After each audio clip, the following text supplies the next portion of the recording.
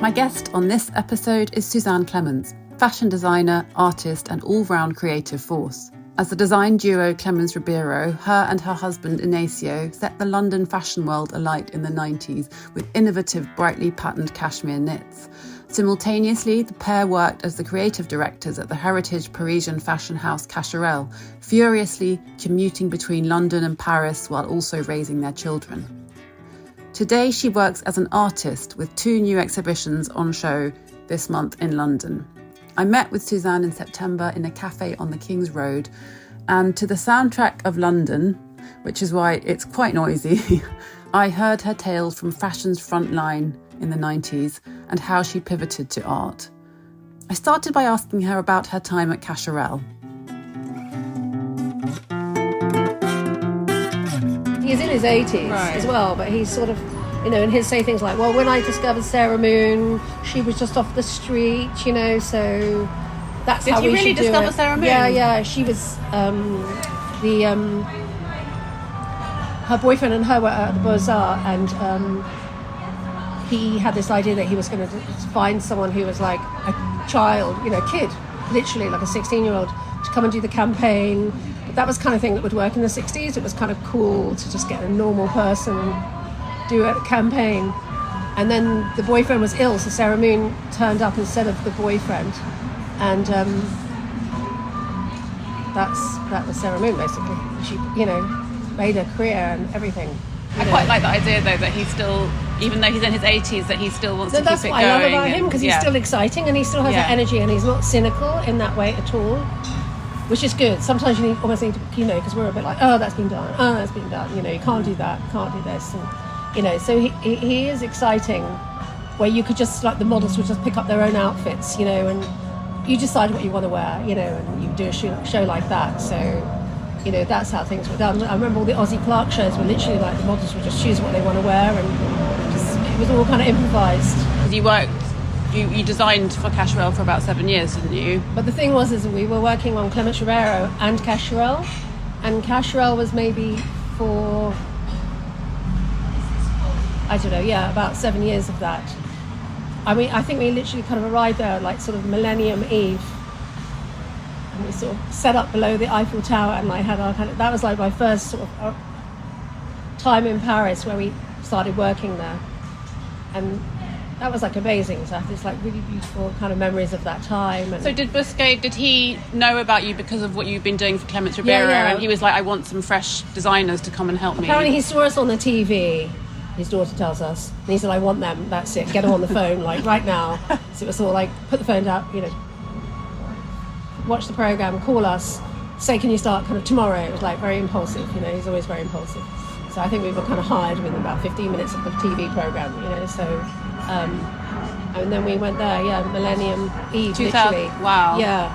So, and that was like great. And were you doing it was a bit mad. Were you doing that thing of going between Paris and London to do both labels then? Yeah, basically. And Hector was only 2, so he wasn't at school yet. So he would like commute. He thinks he's never been to Paris. He's actually been to Paris about, 300 times. But he actually thinks he has no memory of touring Paris. It's funny, isn't it? They could take your kids to all these places and they don't remember a thing. That must have been so. But we used to have crazy. this kind of agency. Used to a woman from this agency used to come in sort of like a French maid's outfit and take him in one of those Silver Cross prams and walk him around the Tuileries about 6 hours a day while we were working. So he used to get pushed around a lot, walking around the gardens. So that worked for a couple of years until he had to start school. So he did a lot of that. But it was a bit mad because Bousquet had come from a career in politics and had sort of taken the eye off the ball completely at Cacharel for many years, and then suddenly decided you want to drop politics, go back to fashion and revive the brand. Is it a kind of 70s brand, Cacharel? Yeah, early 70s. It feels sort of a bit Chloe-like in that kind of it's floaty slightly vibe. kind of romantic, and it's Anais. Gorgeous it's very stuff, kind of that sort of feel. Did you get into it? Did you get into the whole image and vibe of it? Yeah, we did. We did like some catwalk shows, and that went well. it's just quite a hard thing to pull off, walking that line between all the demands that have come with the brand, which is like being commercial, being relevant, being fashionable, being on a catwalk show, making things which are good for a catwalk show, but doing things which are really commercial. It's a very hard kind of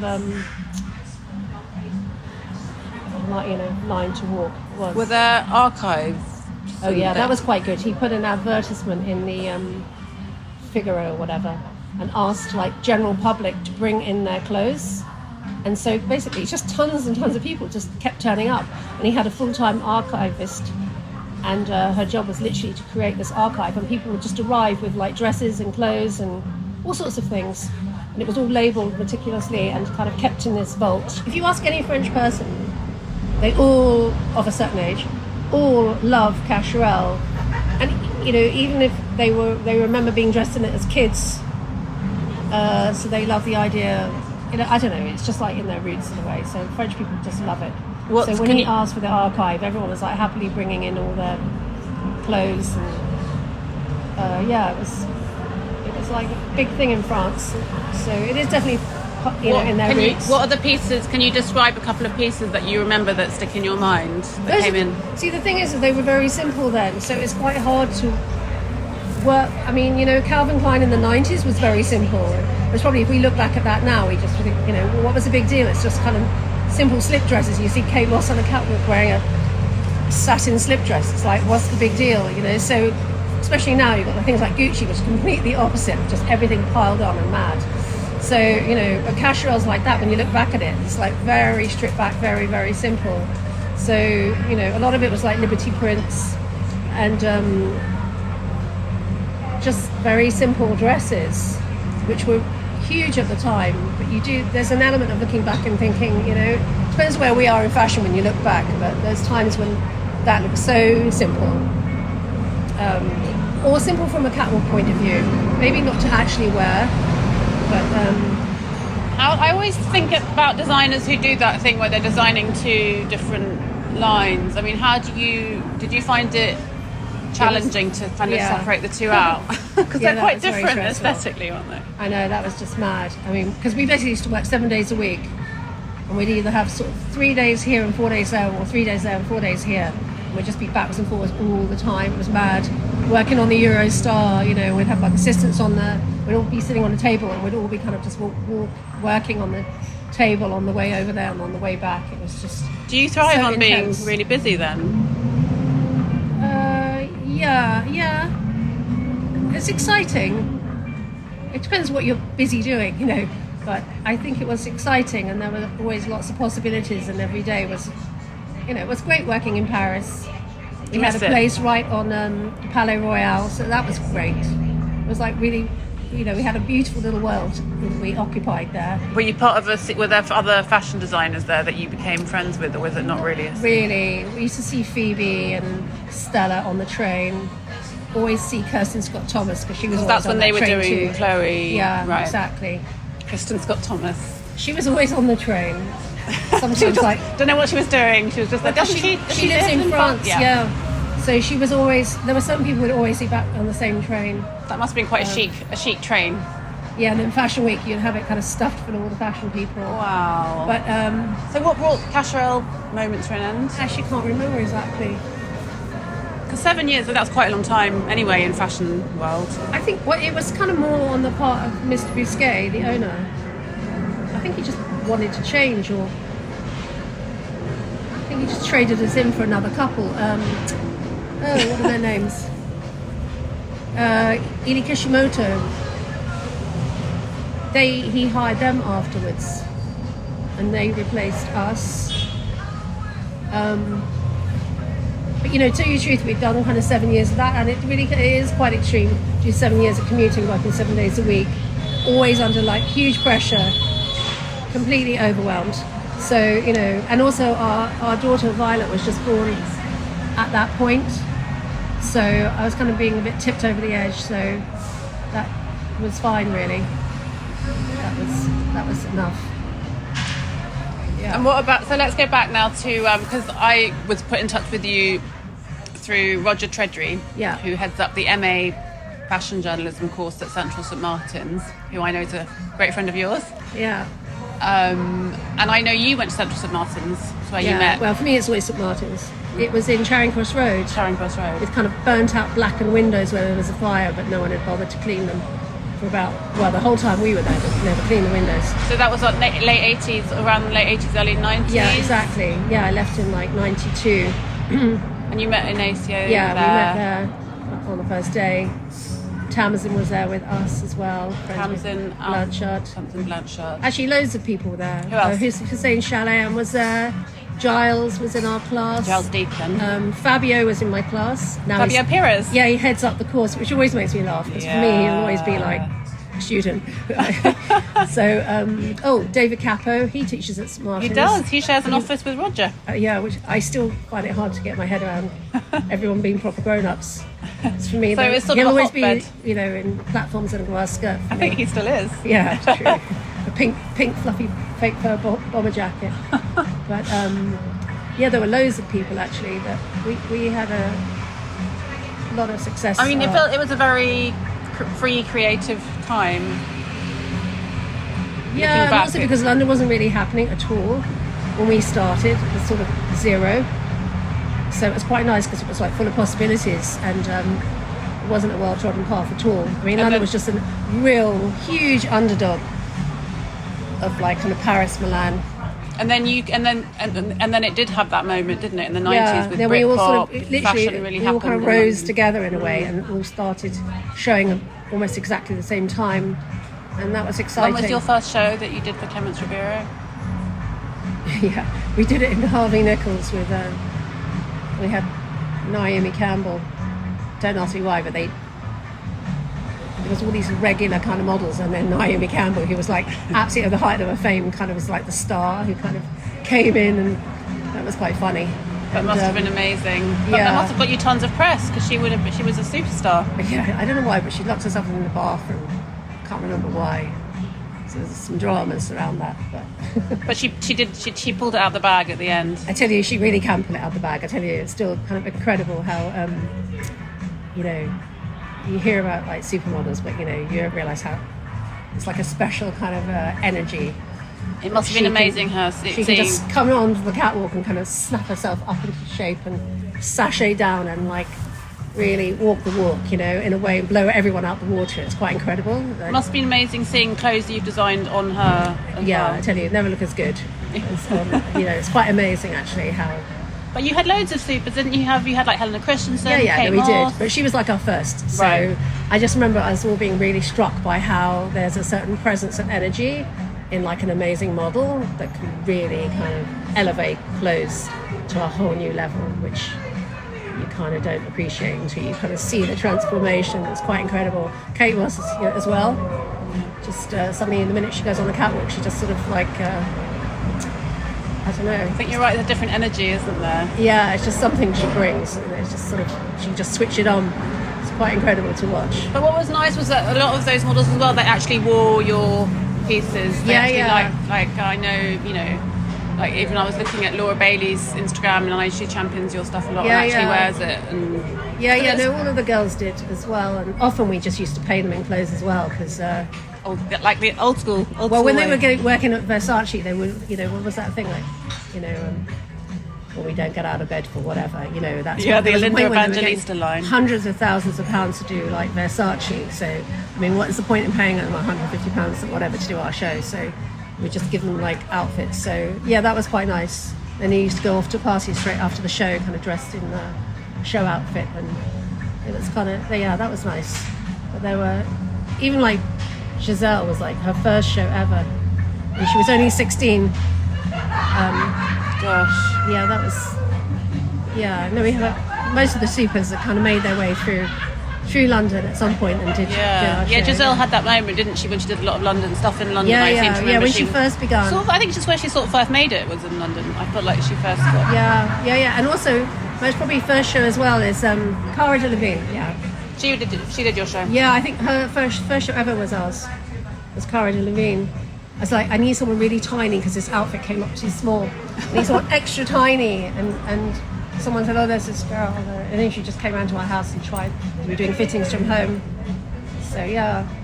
Now look at her. But yeah, it's quite funny. She's so... I mean, they're all quite big personalities, these girls, in their own right, aren't they? Regardless of how they look. When they first start, they're not like that. You know, Really? They're all quite quiet. And What was Cara quiet then? Yeah, I remember meeting her then. She was very... Yeah, she kind of kicked in with all that a bit later, but she was just very low-key, very polite, and very kind of sweet. Yeah. She's really super pretty. You know, when someone's like really pretty. Yeah. And really tiny. She was like smaller than all the other girls, which is why, you know, we needed her to fit this one dress. She was like, even by model standards, was really small. And what about the cashmere itself, where it's made in Scotland? Do you still use Barry? Yeah, we've always made with them. Because I think that's really since they were like cool golfing, thing to talk about. Very uncool golfing jumpers. You know, everyone in Hoyk wears because they manufacture in that little village. So Barry's a cashmere manufacturer in Scotland, and they also are they now owned by Chanel? Yeah, they are. And Chanel literally bought the company because they were like, I suppose it was just easier to, I don't know. And is that a good thing from your perspective? It doesn't really make a whole lot of difference to us, really. I suppose it sort of sounds good that we're manufactured by Chanel, I suppose. But did they buy it as an investment to keep it going, or was it? I think what happened is when we were there, it was like kind of Hermes, Chanel, us, a few little people. Hermes doesn't use them anymore. I don't think so. But back then, you know, when we first started Clements Ribeiro, we went there. You know, we just wanted like really. I don't think it was even. You know, I actually think we went there because it was just like someone who would work with us, someone small enough, working with these big Italian companies. They wanted huge quantities, and they were much more flexible in Scotland because it was like a bit of a dying industry at that point. It really was, and I think that they were much more flexible because of that. So we started working with them, and making cashmere. I think the only people that I really remember making cashmere there was like N. Peel in Birmingham Arcade. It was like really kind of stuffy cashmere then. Very not And you helped fashion. make it cool and colourful. Yeah. Then we just did this like one jumper, and it got on like a whole kind of series of pages in Vogue with Lucinda Chambers. Yeah, she did a beautiful story with Mario Testino on Shalom. So, you know, we ticked all the boxes because we got, you know, Mario Testino, Lucinda Chambers and Shalom. It's like a winning formula, wasn't it? So yeah, we got beautiful pictures, and it was really funny how sometimes just something like that can like change everything. And I think based on the back of that, we just had like shops from all over the world just wanting to buy from us. So it's amazing how influential and thanks powerful. Lucinda. Are you still in touch with her? Not really. You know, everyone's really busy, and everyone's really busy these days. You know, it's quite. But I think with that Barry thing though, it's really it's such a cool thing. You know how today everyone goes on about small manufacturing, sustainability. I mean, that must be something you feel quite proud of. That Barry's a wonderful thing because it's like in a village, which is traditionally a cashmere making village, knitting village, not cashmere. What's the village? Called Hoyk. It's spelled Harwick. Yeah. And they even have a cashmere museum there. When cashmere used to be originally underwear, that's actually what it was. It was underwear. So the museum is literally just full of cashmere underwear. And you have people who are like kids who go to work at that factory and spend their entire lives working there. So it's full of like people and generations as well, you know, within the same family. So they're people who've trained there, they know it really well, they're kind of experts. And from when we went there the first time and then we've gone back and relaunched our cashmere, a lot of the people are just exactly the same, you know. So they're really proper experts. And their machinery isn't the most modern and cutting edge, whereas they always had more advanced technology in Italy. But in a way, it's sort of worked to their advantage because what they do well, and they've never really, you know, they move outside the box, but not too much. They just do what they do, and brilliantly. So you kind of know where you are with them. You know what their limitations are, and that's why we worked a lot with colour, because they weren't into making loads of fancy stitches and things like that, which was something you would get with machinery used in Italy. So colour was the main thing we could have to play with when we worked with them, which is why our cashmere was based on colour. So yeah, and it's still selling today. Yeah, so we've selling through your website. We kind of pretty much closed Clements Ribeiro at one point, or really wound it down. Why was that? Because we've been doing it since we left, since we were at St Martin's. We met there, and we worked. We worked crazy intensive amount of work. 7 days a week for like a long time, and and then with Cacharel, when we were doing 7 days a week backwards and forwards to Paris, and then doing consultancy work and all sorts of things. It really became like overwhelming. So we really kind of wanted to scale it right back, and we did hugely. And then during lockdown, anyway, that's another story. But yeah, Go on. During lockdown, we decided that the most straightforward and easiest and kind of almost the soul of our business was cashmere. So we decided to go back. We approached Barry again and said, would you make our line again? And they've agreed. Same people that we used to work with. So we've known them for years.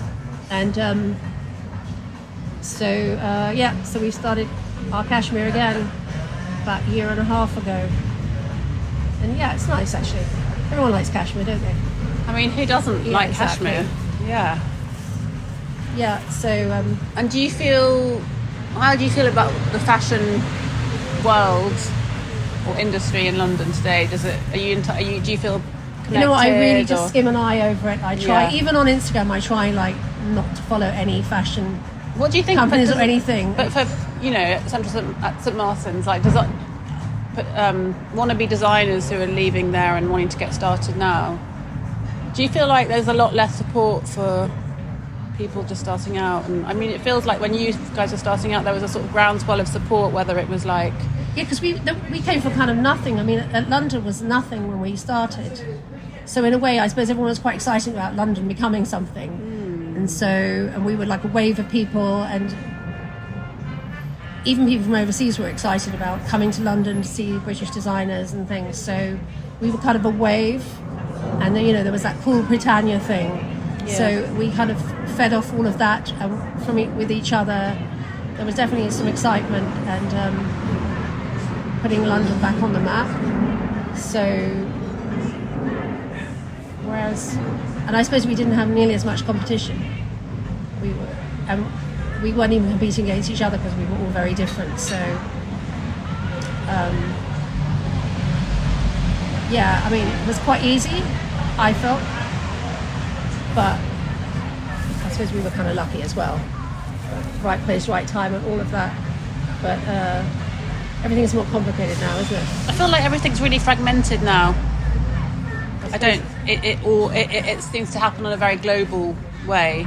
So there are fewer moments, but they're bigger, and it's all very hyper concentrated on one thing. It's like, the Burberry show is happening, and it's streamed across every platform in the world. Yeah. Well, I suppose, So I don't know if there's such a point of difference at different parts of the world. I don't feel like there's different areas have their own identity. Where you are, what you're doing. Yeah, that's what I feel. Whereas what you're talking about, it seemed to be rooted so much in London, and that moment, I suppose. Yeah, it was really.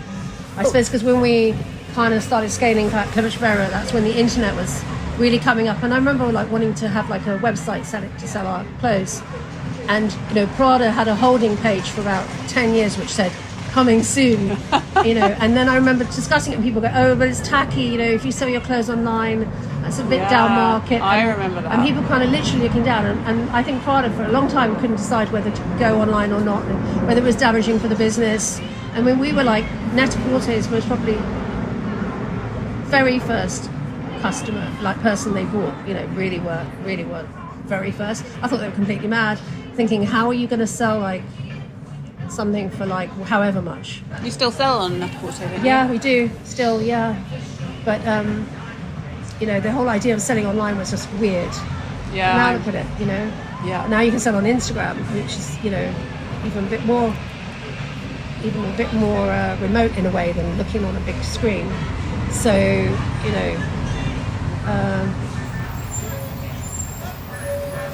And then I don't know. It's much more complicated. Yeah, now you have to be a bit more master of all trades, but in a way you kind of. But then you have this advantage in a way these days, because by being able to sell on Instagram and the internet, you can reach anybody, and you're not so dependent on stores. So that's true. You're freer in a way. I mean, I noticed that with the art thing, which is a completely separate subject. But during lockdown, everybody suddenly started selling their paintings on Instagram. There was this thing called Artist Support Pledge, where lots of artists would just put their things on Instagram and sell directly. And suddenly it was like an independence. You didn't need a gallery, and you could just sell yourself. And so in a way, selling fashion on Instagram is like quite freeing. You're not dependent on shops coming to you, and you can do your own thing. So it is freeing as well as sort of burden, but also freeing at the same time to have the... So when did you decide to pursue the art thing and you went back to college? You know what, my daughter turned out to be a really good artist, and we found that out most probably at about age 7 or 8. She was really, really good, and I suddenly thought, I don't want to live. You know, sometimes there's this thing where people kind of project all this stuff onto their kids, and you know, you do all the things that I never did, and you know, go and do all these activities. And I was taken into art classes, and I suddenly thought, you know what, I don't want to be one of those people. I want to like do it. Let's try doing art, and it's something I never really thought of doing before. I went to art school and did fashion, and I could have done other arts, but I never really thought of being a painter. But actually, I kind of got hooked almost like the first day I went to do my art classes. Almost hooked on the first week. It was like instant love, which took me by surprise. It's quite nice sometimes when things like that surprise you, because you always kind of feel like you know your skill set, and you don't expect to find like something that you're really passionate about just sort of falling into your lap. And that's what happened really. Just the art thing was just a passion that fell into my lap without even looking for just fell in. It was lucky. I'm kind of grateful for that actually. It was like a gift to have something that you love so much just sort of happen to you without even trying, you know.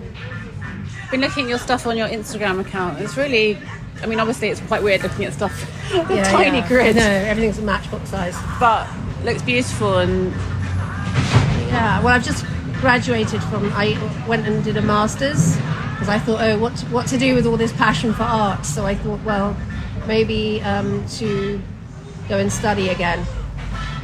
So having studied fashion, you can kind of, it gives you an art background, which allows you to go and do a master's in art. It's sort of considered a grounding. It's so different. It's nothing in common at all, really. But so I've just graduated, like this month, from my school, City and Guilds, which was amazing, actually, really amazing. How did your show go? Yeah, that's gone really, really well.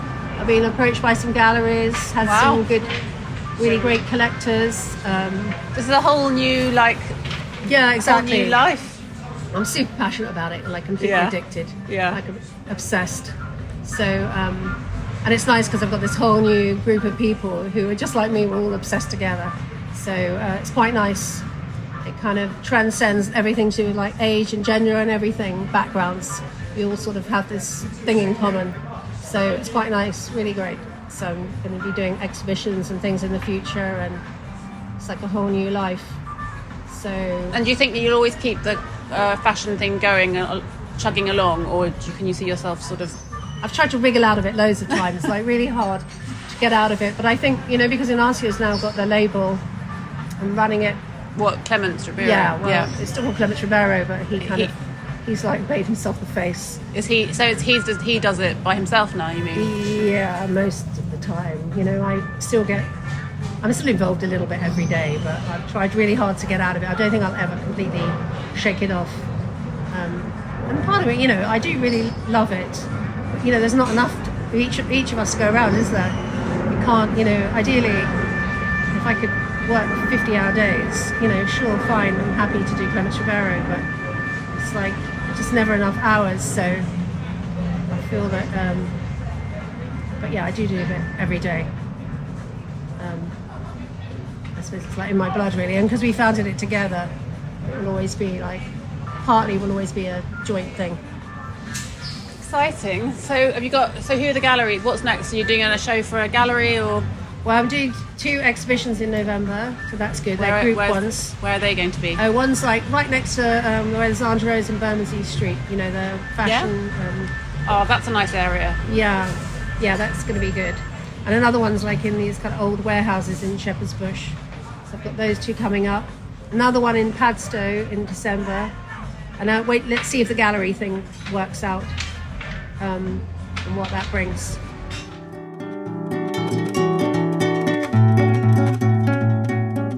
You've been listening to In Talks with me, Danielle Radoichin. The sound and theme music is by Woolby Productions and the artwork is by Patrick Wall. If you enjoyed this episode, please pass it on to someone who you think might also like it. Please subscribe and leave a review. To pitch for guest ideas, you can DM me via my socials at Danielle Radoichin. Thanks for listening.